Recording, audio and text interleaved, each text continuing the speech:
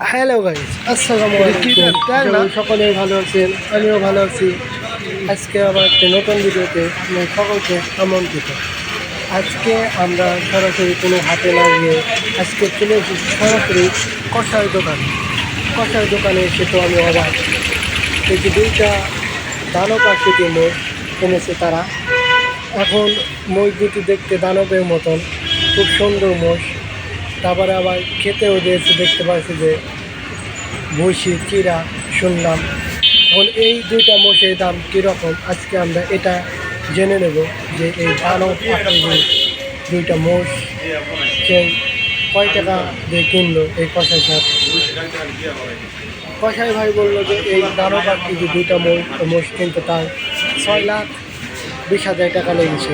দেখেন সুন্দরভাবে তার শিঙে তেল দিয়ে দিচ্ছে, যেন শিংটা চকচক করে দেখতে সুন্দর লাগে। এই জন্য সে সুন্দরভাবে তেল দিয়ে দিচ্ছে, এবং কি একটা মোষ খুব ভালোভাবে খাচ্ছে, আর একটা মোষ খেতে পারছে না।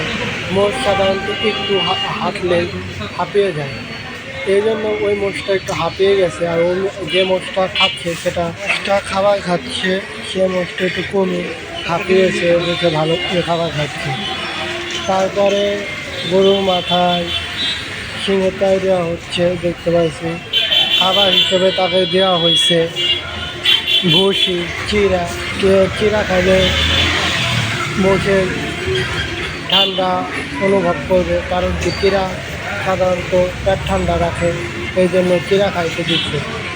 আর সুন্দরভাবে তেল দিয়ে দিচ্ছে যেন দেখতে সুন্দর দেখা যায়। দেখতে পাচ্ছি যে ওখান থেকে নেমে সুন্দরভাবে তাই দিচ্ছে। মোষ সাধারণত মোষ পানিতে থাকতে বেশি পছন্দ করে। হঠাৎ প্রায় উপরে রয়েছে দেখে মোষের খুব সমস্যা হচ্ছে, তারা একবার পানিতে নামলে উঠতে চায় না। এই মোষ সাধারণত যেসব এলাকা সেসব এলাকায় বেশি দেখা যায়। নদীর ভিতরে তারা পুরো শরীরটাকে ভিজিয়ে রাখে আর মাথাটাকে উপর দিকে রাখে, একবার পানিতে নামলে আর উঠতেই চায় না।